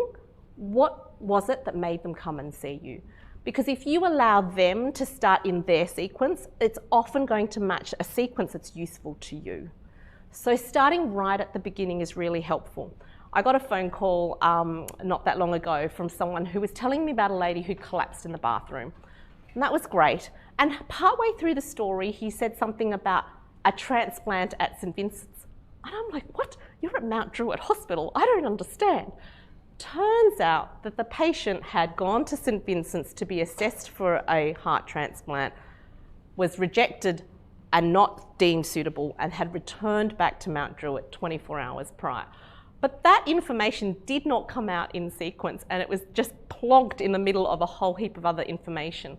So I had to unravel that, and sequence helps orientate you to what might be happening.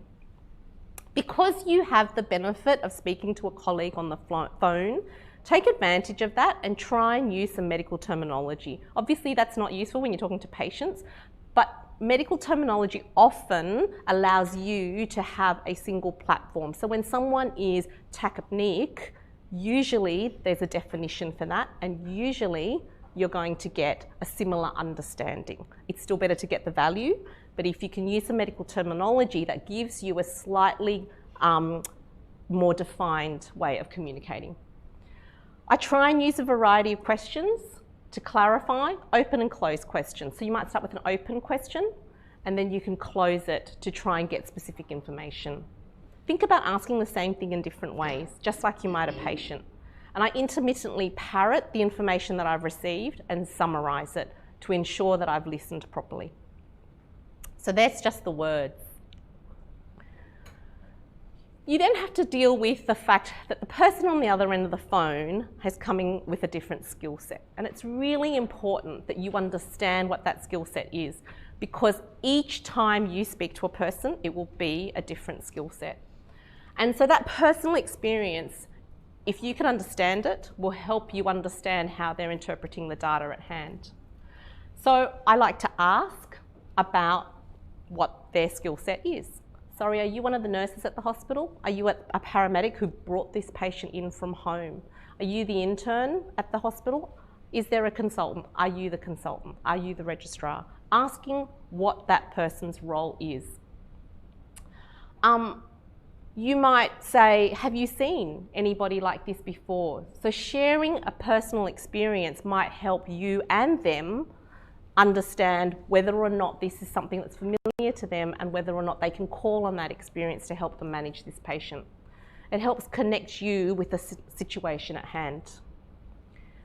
Remember that ability isn't the same as a skill level. So just because they say, I'm a registrar, doesn't mean that they know how to intubate.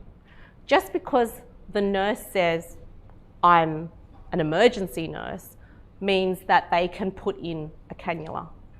So it's important to know their skill set, their skill level, but it's also important to know their ability. And find out what is around them, if there's any support system around them that can help them. So that might be a colleague in the area, that might be other services that are available, checking if an ambulance has been called. And ultimately, I then go back to the data, right? So asking them, so when you say they look well, what does that mean? Can you describe them for me?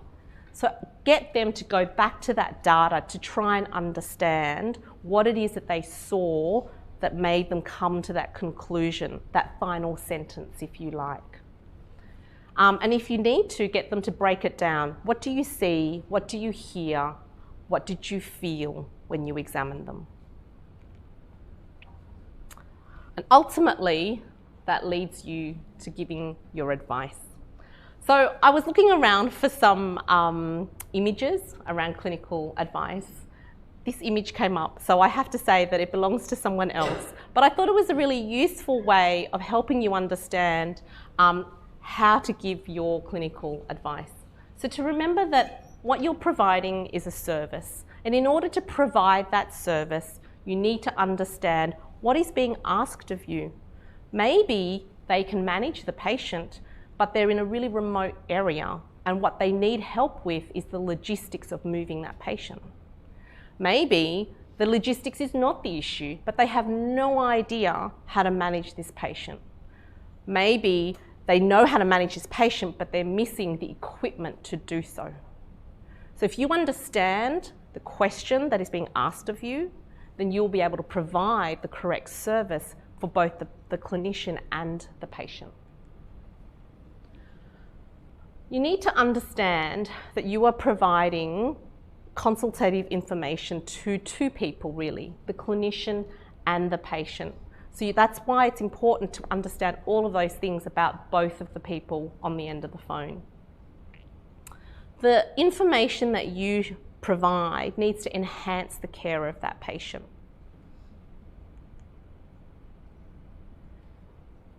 When you're giving your advice, it's really important, having understood all of those aspects, that you give advice that's actually useful, that's commensurate with the skill of the provider. It's no good telling the nurse that she needs to intubate this patient and do a burr hole when that is completely outside of the skill set of this particular staff member, right?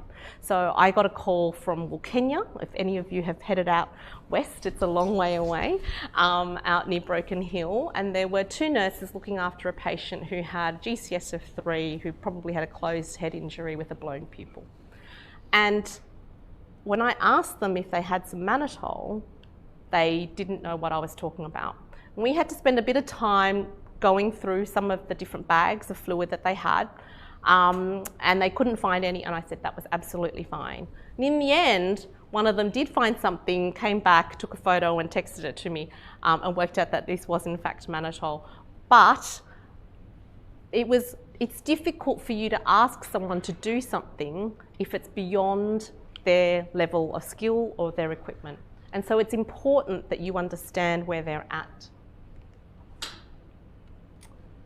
Your advice needs to be fairly succinct, so there's no point in, it takes a long time to gather the information in the first part, but in fact your advice is often, I'd like you to do this, this, and this. And if you keep it nice and simple, in sequence and short, it's more likely that the person will be able to remember the information and execute the information.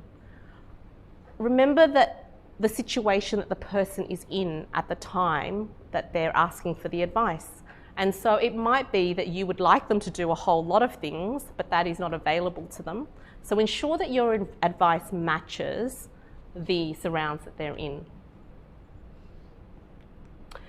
Try not to ask them to do things that are inefficient. And I guess my point there is, think about the fact that if you're going to ask them to do something that requires 3 staff members to be able to provide that care for the patient, but there's only one staff member to do so, then it's really not appropriate for them. Or if they've got 10 patients to care for and the advice that you're giving them suggests that they're going to need to spend 40 minutes with this one person, it's probably not efficient advice. So think about that when you're providing that advice.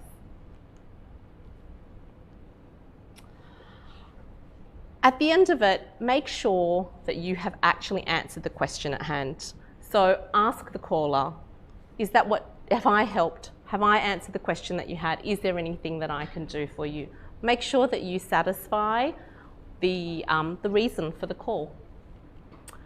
I always like to summarise at the end. So just to make sure, this is the patient that you have. This is what I think we're going to do. We will be able to get help to you in this amount of time. Make sure you call me back if things change. So if you provide a summary that allows them to know what the take-home message is for them, and it also means it gives them opportunity to get further help from you if that's required. As part of any process, quality and reliability is important, and I encourage you to look at what the benchmarks are going to be for this service going forward. Look at what it is that you're trying to achieve and make sure that you're getting adequate feedback and reflection and making sure that you achieve those outcomes. I'm sure there's going to be ongoing education within the context of the service, but as well as that, I would look at your personal ongoing education. Look for opportunities to expand your skill, expand your knowledge, and to sit with each other and learn from each other as well. So going forward, the key to giving good clinical advice is to understand where the patient is, where the clinician who's speaking to you is in terms of their skill set, their ability to understand and manage the patient. And then you'll be able to give good advice. Any questions? I have a question. In the provision of advice being very succinct, as you were saying, do you find that you provide, do you want me to use that? Yeah, sorry. What we'll do. Is this working? Wonderful. Yeah. So what we'll do, is we'll ask questions now specific to this, and we're also going to have the closed panel afterwards for the team to go through more specific scenarios with our 3 panelists.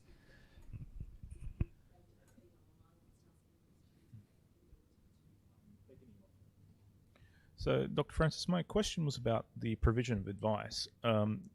So when you do that, and it's nice and succinct about what you want them to do you explain your thought process that's resulted to that advice, or you just give them direct? It varies, I think, and it's very much individual and unique as to the person I'm speaking to.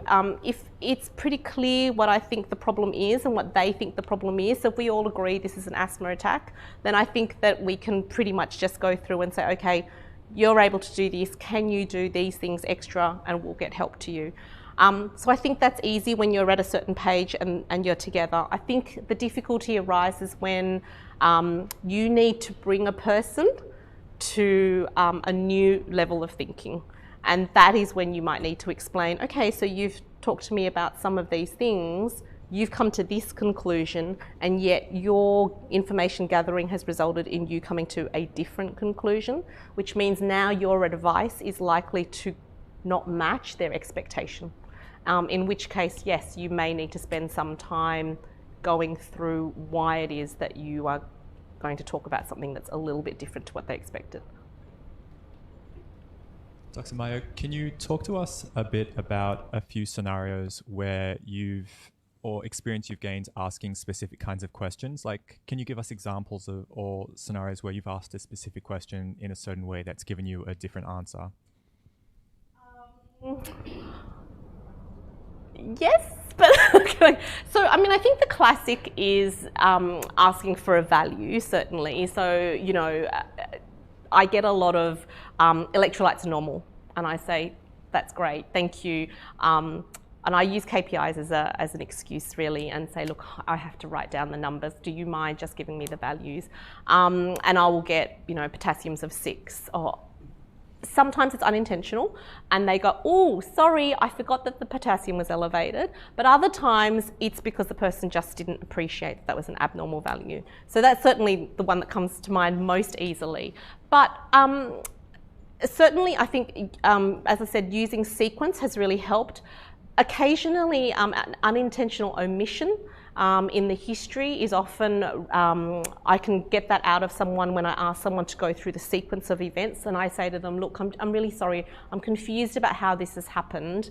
So the patient came on which day to hospital? They've come 3 days ago. Oh, so they've actually been an admitted patient for 3 days. Oh yeah, did I forget to say that? Yes, and as it turns out, while they were admitted, they actually had X number of procedures. Oh yeah, well, you forgot to mention that. So often they're talking about the 30 minutes, 60 minutes that they've been involved with the patient.